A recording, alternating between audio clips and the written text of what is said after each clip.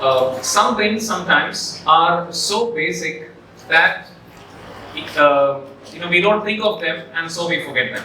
कभी-कभी कुछ बातें इतनी आसान होती है और इतने सामान्य होते हैं कि हम उन्हें ध्यान नहीं देते और अक्सर भूल जाते हैं. Like I'm saying hello in the mic and the sound is not coming. और जैसे कि मैं हेलो माइक में कह रहा हूँ और माइक से आवाज नहीं आ रही है. And then I'm trying to see if something is wrong with the sound system. और फिर उसके बाद मैं साउंड बॉक्स की तरफ देखता हूँ और मैं सोचता हूँ मन में कि कहीं उनमें कोई खराबी तो नहीं है. But then after some time I realized that I have not switched the power on. और फिर इधर उधर देखने के बाद फिर मुझे इस बात का एहसास होता है कि अरे मैंने माइक का बटन तो ऑन ही नहीं किया है. So there are some simple things that are easy to forget. कुछ बहुत छोटी-छोटी बातें होती है जो जिन्हें हम अक्सर भूल जाते हैं. Now one of the simple and basic truths in the scripture is that our God is the creator. He has made us. एक उन्हीं वैसे ही एक बहुत ही सामान्य और बहुत ही एक आसान बात जो हम लोग बाइबल में देखते हैं जिसे हम अक्सर भूल जाते हैं वो है परमेश्वर ने हमें बनाया है. परमेश्वर हमारा सृष्टिकर्ता है. So today we will look into some examples as to how this truth is presented and used. आज हम इन बातों को देखेंगे कि कैसे इस सच्चाई को बाइबल में उदाहरणों के साथ हमारे सामने प्रस्तुत किया गया है. Let us turn to Jonah chapter 1. योना का किताब 1 अध्याय.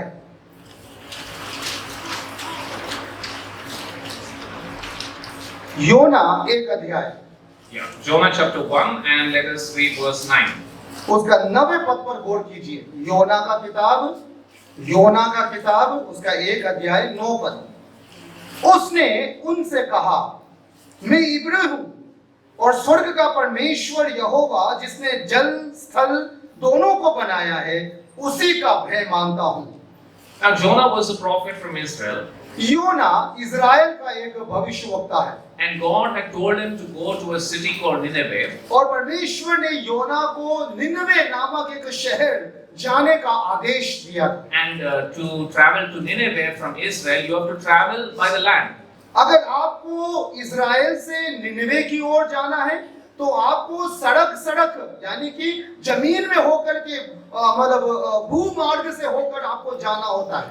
But Jonah decided to go in the opposite direction. लेकिन योना ने निनवे के विपरीत दिशा में जाने का योजना बनाया. And for that he has to travel through the sea, through the Mediterranean Sea. और निनवे से विपरीत दिशा में जाने के लिए उसको भूमध्य सागर से होकर के उन्हें गुजरना पड़ेगा. Now in ancient times, the people of Israel were not very comfortable or they were not very expert in traveling on the sea. और पुराने जमाने में इजरायलियों के जमाने में इजरायली लोग समुद्री यात्रा से इतने वाकिफ नहीं थे, इसीलिए वे लोग समुद्री यात्रा अक्सर नहीं करते थे.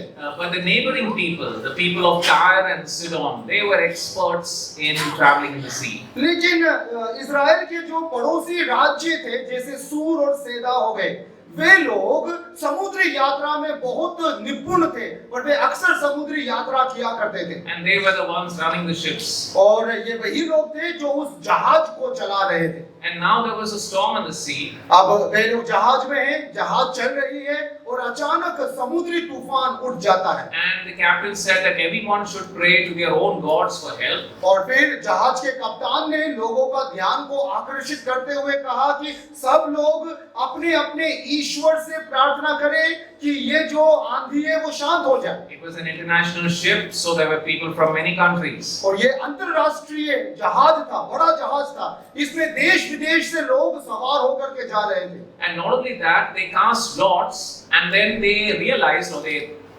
concluded that this evil storm has come on them because of Jonah. और फिर उन्होंने सिर्फ प्रार्थना करने के लिए नहीं कहा, बाद में चिट्ठियां भी डाली और चिट्ठियां डालने के द्वारा उनको इस बात का एहसास हुआ कि ये जो समुद्री तूफान है ये योना नामक एक आदमी के वजह से उठा है. So they were asking him questions. और फिर उन्होंने योना से सवाल जवाब शुरू किया। And this is how he introduces himself. और फिर जब योना अपना परिचय दे रहा था तो उन्होंने अपना परिचय कुछ इस प्रकार से दिया है। That's what we read in verse 9. और उन्हीं बातों को हम लोगों ने 9वें पद में पढ़ा। He said, I'm a Hebrew. उन्होंने कहा मैं इब्री हूँ। And what is your religion? और मेरा रिश्ता क्या है? Your religion. और आपका धर्म क्या है?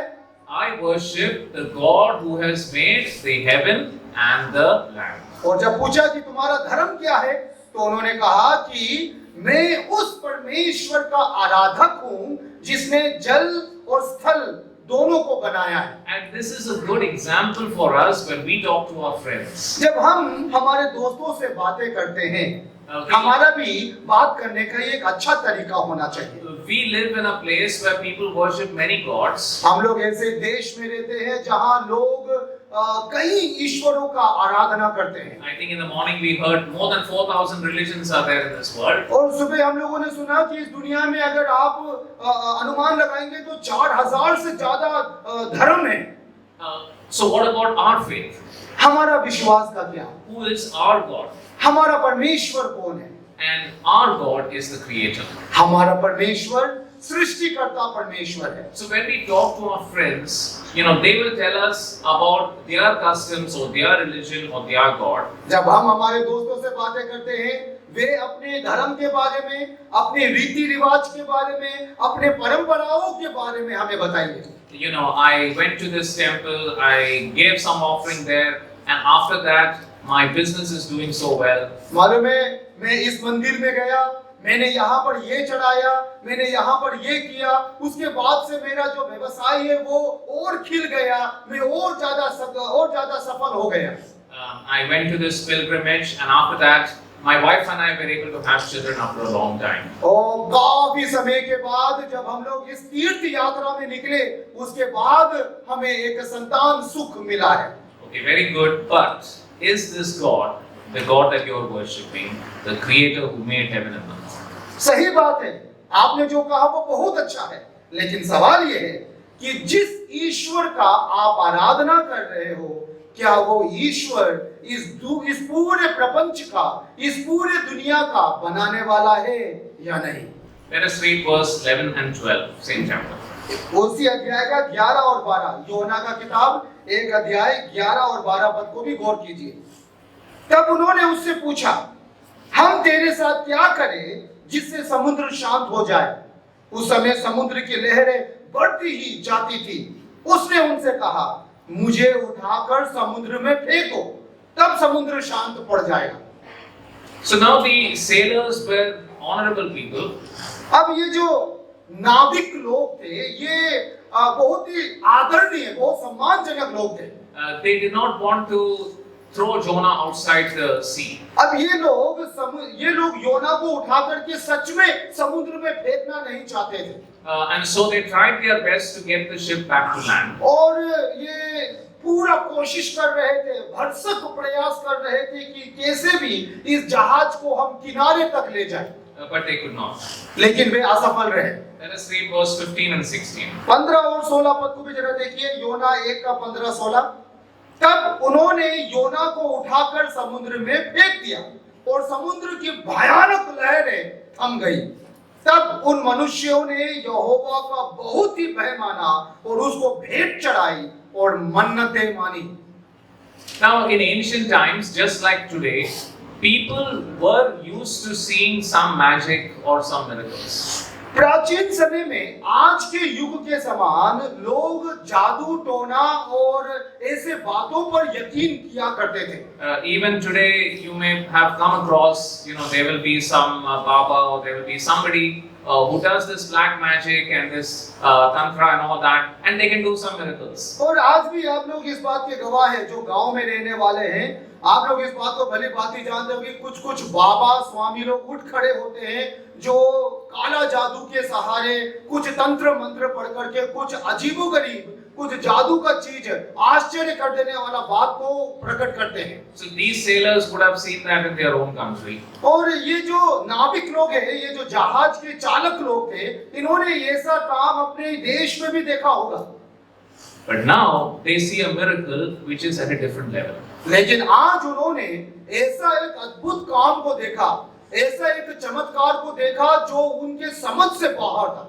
And that is what made them understand that Jehovah is a God who is to be feared. और इस बात ने उनको ये एहसास दिलाया कि यहोवा ही महान परमेश्वर है। So people will tell us about their gods and the magic or the miracles that their God does. अब लोग हमें अपने ईश्वर के बारे में और अब उनके ईश्वर कितने बड़े-बड़े काम करते हैं उन बातों को हमें बताएंगे। But our message is that the Creator God, our God, He does miracles at another level. लेकिन हमारा जवाब ऐसा होना चाहिए कि हमारा जो परमेश्वर है वो ऐसे अद्भुत काम करते हैं जो हमारे समझ से बाहर है। Let us read from Psalm 96. हम लोग भजन संगीता 96 में से कुछ पढ़ते हैं। Psalm 96 and verse 5. भजन संगीता 96 उसका 5वें पद को, भजन संगीता 96 उसका 5 पद, Psalms 96:5। समुद्र उसका है और उसी ने उसको बनाया और 96 का 5, क्योंकि देश देश के सब देवता तो मूर्ते ही हैं, परंतु यहोवा ही ने स्वर्ग को बनाया है। So the psalmist is distinguishing between the gods of the nations versus the true God. भजनकार यहाँ पर भजन संगीता 96 में यहोवा परमेश्वर का तुलना अन्य ईश्वरों के साथ, अन्य देवी देवताओं के साथ करता है। Only He is the Creator. केवल वही सृष्टि करता है।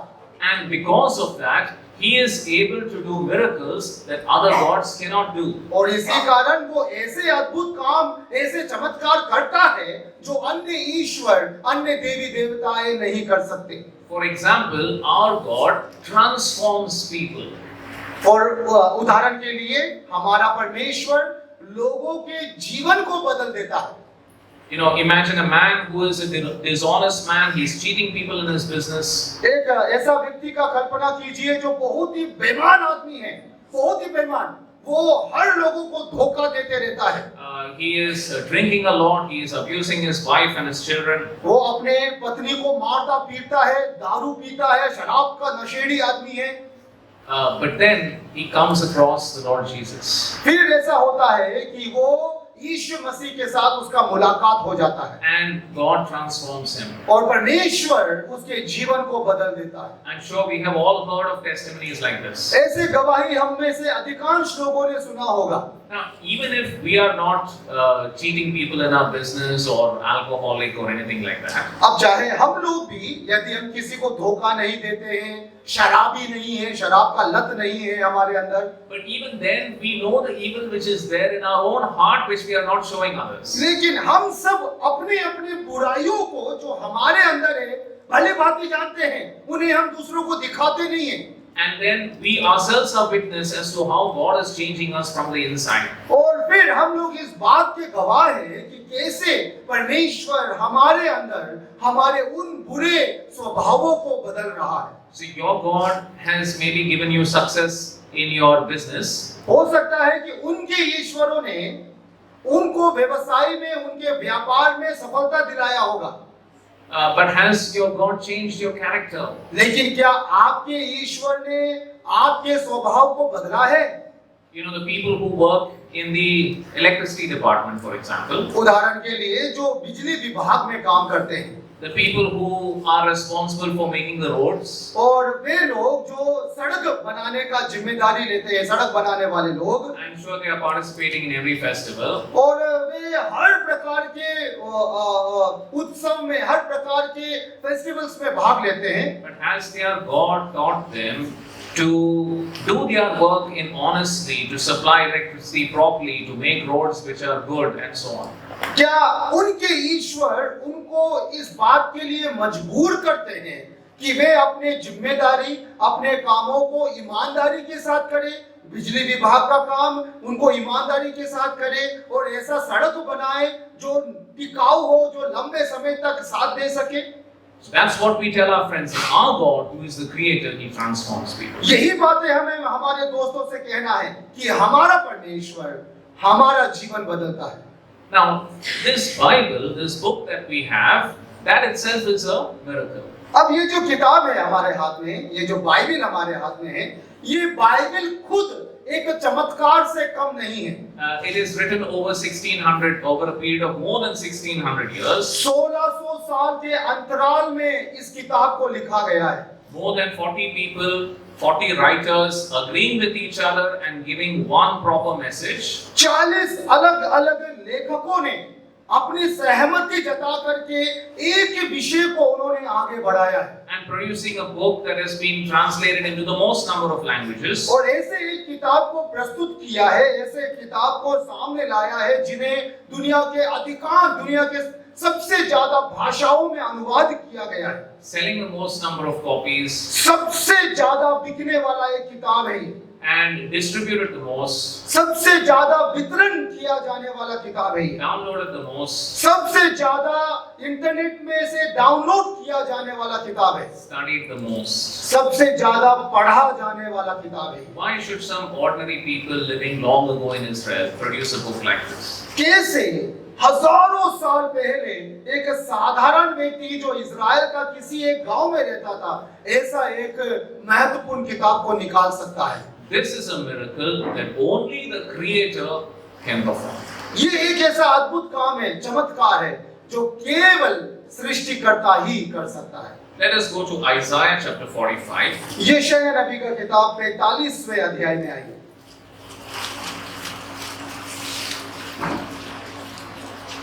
Isaiah 45 and let us read verse 18.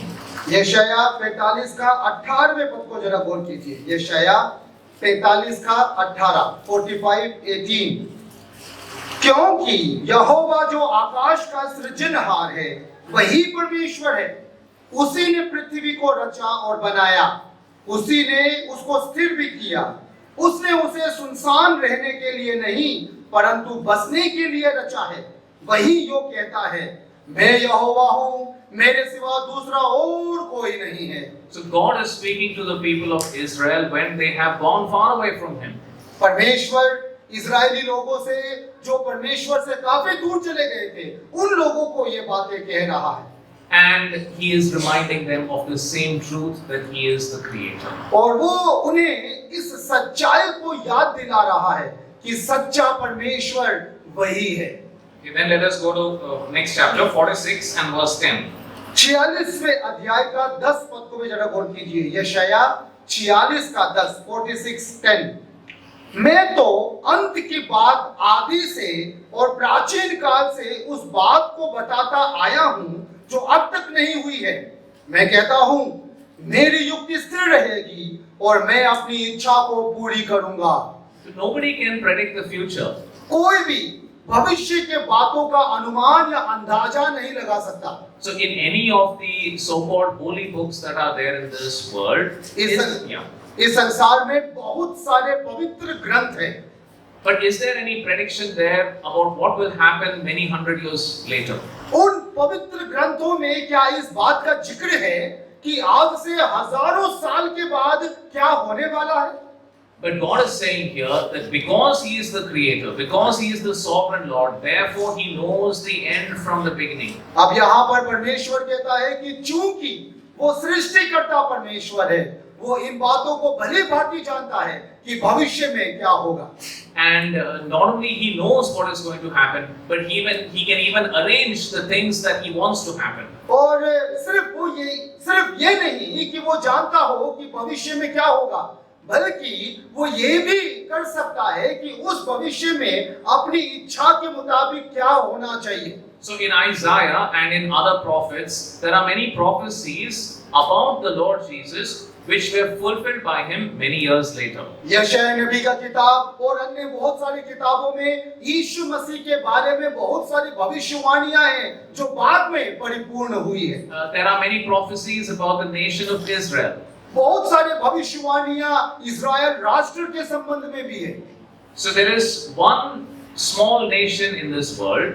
इस दुनिया में एक छोटा सा राष्ट्र है, different from all other nations. जो अन्य सारे जातियों से अलग है। They have been scattered all over the world. वे पूरे दुनिया में बिखर गए, फैल गए हैं।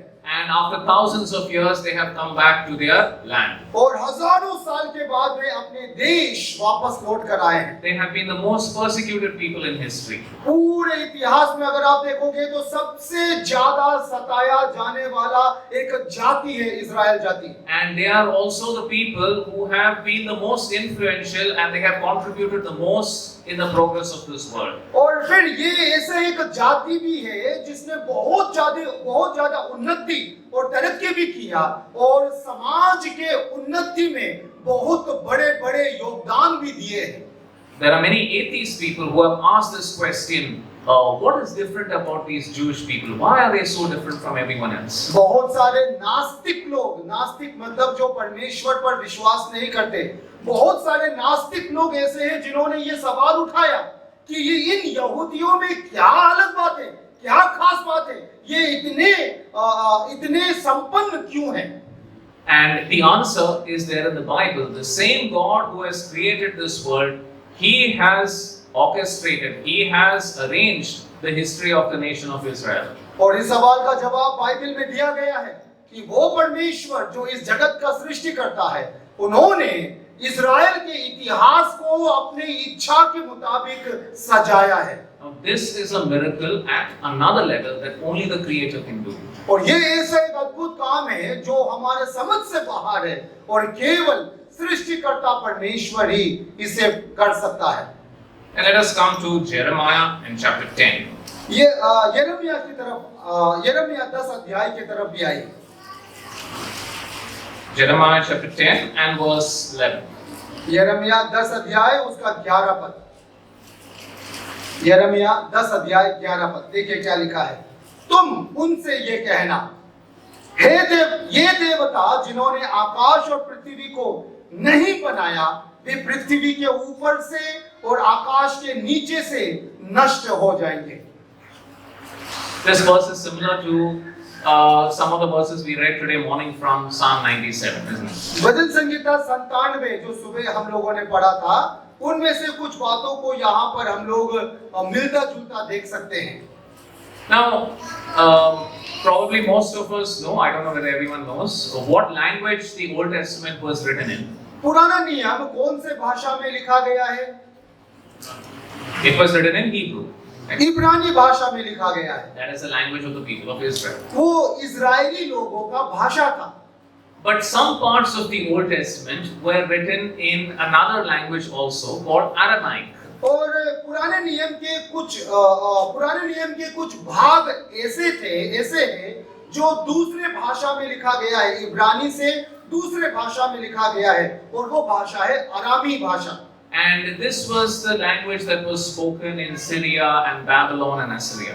अरामी भाषा सीरिया, बेबीलोन, अराम ऐसे जगहों पर बोला जाने वाला एक भाषा था। So this was the common language that was spoken all over the Middle East outside the nation of Israel. तो इजराइल के बाहर अधिकांश राज्यों में, अधिकांश जातियों में बोला जाने वाला एक सामान्य भाषा था अरामी भाषा। Now, the book of Jeremiah, like the other books of the Old Testament, it is written in Hebrew.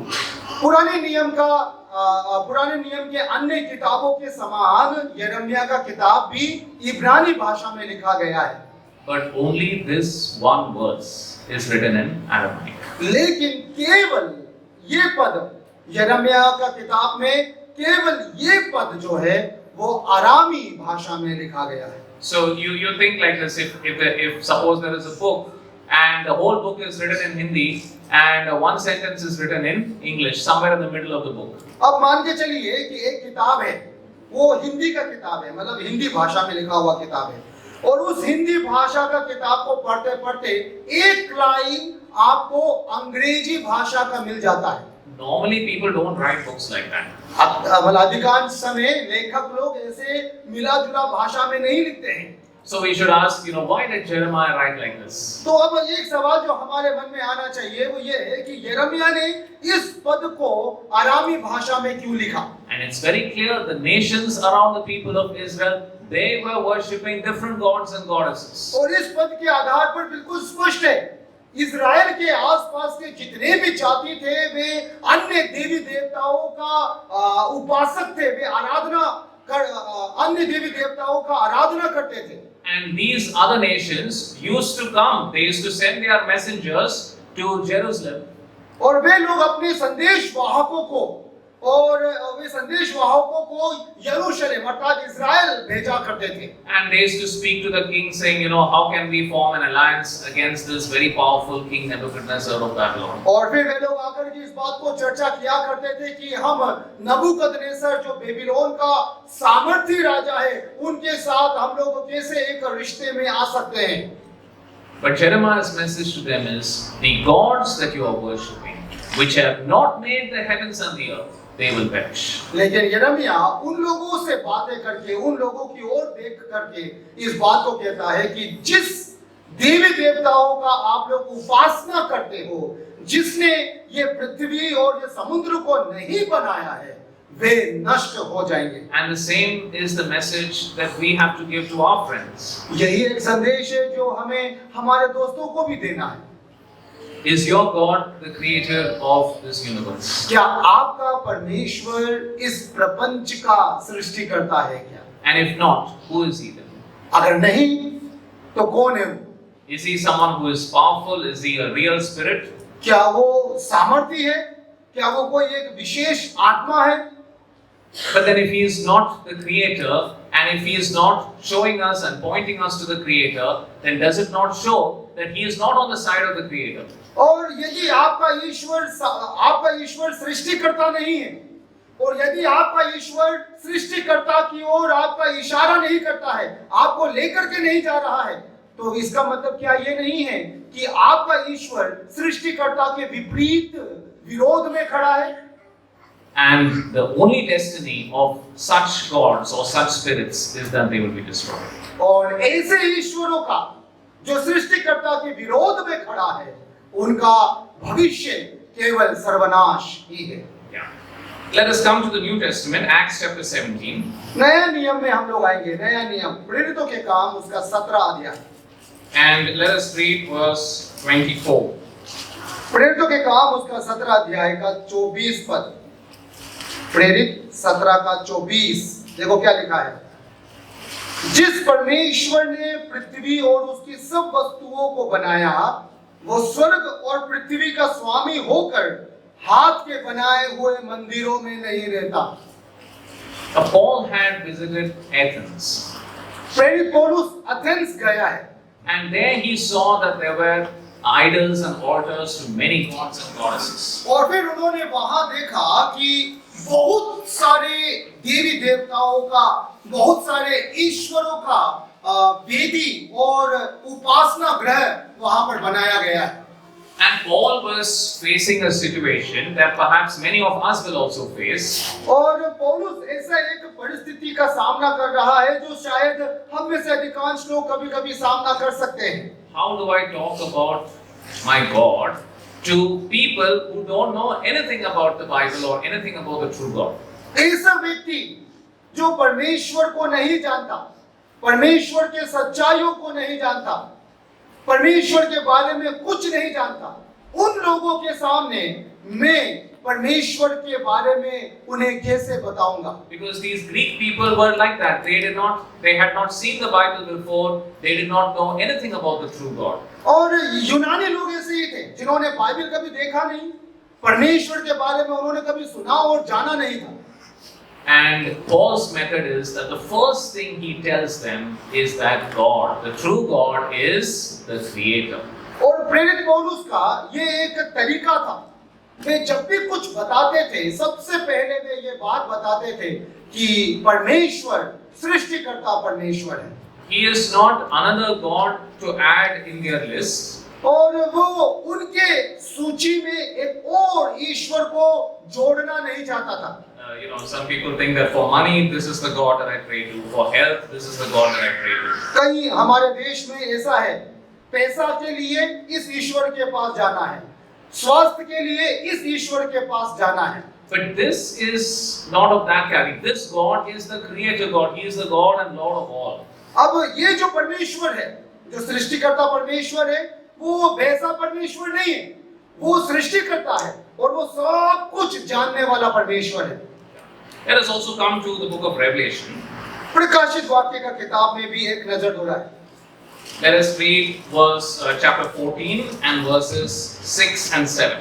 प्रकाशित वाक्य का किताब उसका 14वां अध्याय 6 and 7, yeah. प्रकाशित वाक्य का किताब उसका 14वां अध्याय 6 और 7 पद। जरा देखिए क्या लिखा है। फिर मैंने एक और स्वर्गदूत को आकाश के बीच में उड़ते हुए देखा, जिसके पास पृथ्वी पर के रहने वालों की हर एक जाति और कुल और भाषा और लोगों को सुनाने के लिए सनातन सुसमाचार था। उसने बड़े शब्दों से कहा, परमेश्वर से डरो और उसकी महिमा करो, क्योंकि उसके न्याय करने का समय आ पहुंचा है। उसका भजन करो, जिसने स्वर्ग और पृथ्वी और समुद्र और जल के सोते बनाए हैं। So we can say this is like the final call. तो हम लोग कह सकते हैं कि ये अंतिम पुकार है, ये Final call to the people of this earth to come to the true God. परमेश्वर, सच्चे परमेश्वर के पास आने का ये अंतिम पुकार है। The hour of his judgment has now come near. परमेश्वर के न्याय का दिन नजदीक आ पहुंचा है। And why is this God worthy to judge? और ये परमेश्वर न्याय करने का अधिकारी क्यों है? Because he is the creator.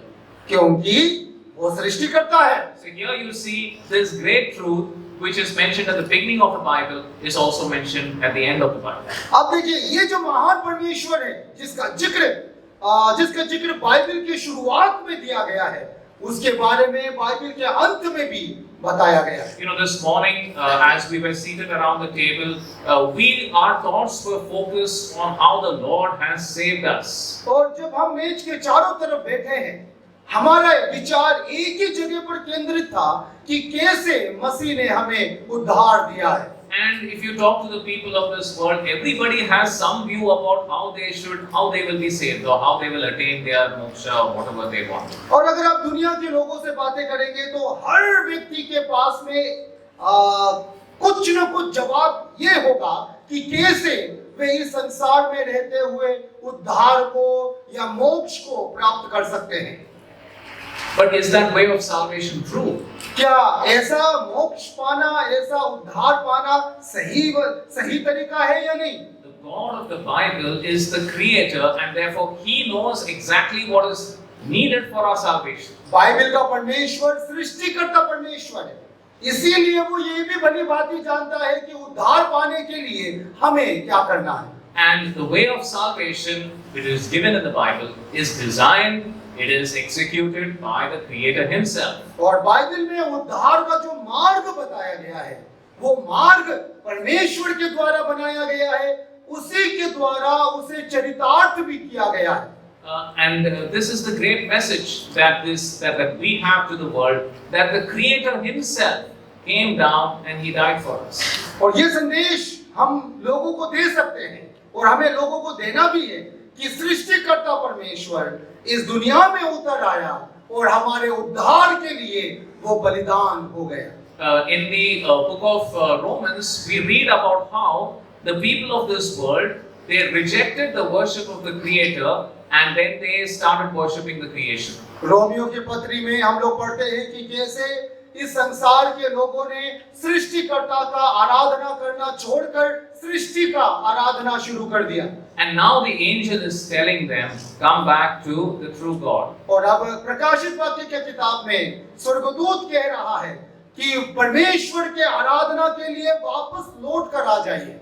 And what we have to tell our friends is that this is actually the true and the genuine घर वापसी. और फिर हम हमारे दोस्तों से कह सकते हैं कि यही सही मायने में घर वापसी है। 4,000 years ago, our ancestors, they rejected the true God and they started worshipping nature. 4000 साल पहले हमारे पूर्वजों ने महान परमेश्वर सृष्टिकर्ता परमेश्वर को तिरस्कार करके सृष्टि का आराधना शुरू किया। And now we are coming back to this creator. और आज अब हमें वापस उस सृष्टिकर्ता के पास लौट कर आना है। My time is up, so I'll stop here. मेरा समय पूरा हुआ, मैं यहाँ रुकना चाहता हूँ। But there are a few more ways in which the truth of God as Creator is presented. I'll just mention them briefly. और बाइबल में कुछ और तरीके भी हैं जिसके द्वारा परमेश्वर का सृष्टिकर्ता होने के स्वरूप को या सृष्टिकर्ता होने के बात को समझाया गया है। उन बातों को जल्दी जल्दी संक्षिप्त में बता देता हूँ। When the Lord Jesus once he was asked about divorce and marriage. The Lord Jesus was once asked a question about divorce and marriage.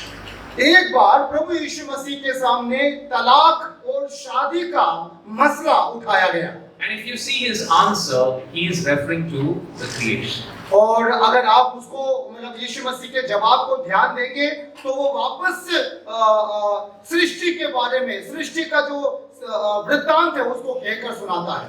One day there was a king who offered Abraham a lot of money. एक दिन ऐसा हुआ कि एक राजा था जिसने Abraham को बहुत सारा संपत्ति भेंट में देने का प्रयास किया। And Abraham said, I don't want that money. Abraham ने कहा कि मुझे ये सब पैसा नहीं चाहिए। But he explained further that my God is the possessor of heaven and earth. और फिर वहां पर वो कहता है, अब्राहम कहता है कि मेरा परमेश्वर इस पूरे दुनिया का मालिक है। Why is he the possessor? Because he is the creator. वो इस पूरे दुनिया का मालिक क्यों है? क्योंकि वो इस दुनिया का सृष्टिकर्ता है। And in the Old Testament, we see many people who were facing a crisis. और पुराने नियम में हम लोग देखते हैं कि बहुत सारे ऐसे लोग हैं जो संकट से होकर गुजर रहे थे। Sometimes the enemies would attack Israel. कभी-कभी शत्रु देश इस्राएल के ऊपर आक्रमण कर देते थे। And the people of God would pray to him. और परमेश्वर के लोग परमेश्वर से प्रार्थना करते थे। And you will see in those prayers, the first thing that is always mentioned is, God, you are the God who has made heaven and the earth. और उन सारे प्रार्थनाओं में अगर आप ध्यान देंगे तो वे अपने अपने प्रार्थनाओं में इस बात को कहते थे, हे परमेश्वर, आप इस दुनिया के, इस स्वर्ग और पृथ्वी के सृष्टिकर्ता हैं। So we have studied about the truth of God as creator.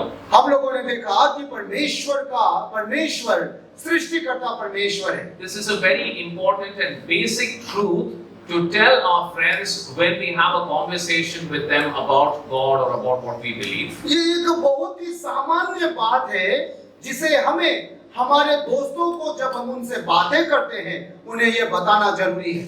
And the true God is different from other gods in this way that the true God is able to do miracles at a different level. सच्चा परमेश्वर अन्य देवी देवताओं से बिल्कुल अलग है। किन क्षेत्रों में अलग है? सच्चा परमेश्वर ऐसे कामों को करता है, ऐसे अद्भुत कामों को करता है जो हमारे समझ से बाहर है। And the gods who have not made the heaven and the earth and those who worship them will ultimately be destroyed. और जो ईश्वर इस दुनिया का सृष्टि करने वाला नहीं है और जो उनके उपासक है उन लोगों का सर्वनाश हो जाएगा। So this truth should shape or it should inform our preaching of the gospel. सुसमाचार का प्रचार में हमारा ये विचारधाराएं शामिल होनी जरूरी है। This truth should affect the way we face our problems. ये सच्चाई, ये जो वास्तविकता, ये सच्चाई है हमारी चुनौतियों के सामना करने में हमारे जीवन में प्रभाव डालना है। This truth should inform the way we live our lives, like how do we handle money, how do we handle our relationships, etc. परमेश्वर सृष्टि करता है, इसका प्रभाव हमारे व्यवहार में, हम चीजों का इस्तेमाल कैसे करते हैं, पैसों का इस्तेमाल, समय का इस्तेमाल हम कैसे करते हैं, उस पर भी दिखाई देना चाहिए। May God bless these words for us. परमेश्वर इन वचनों के द्वारा, इन विचारों के द्वारा हमें आशीष दे।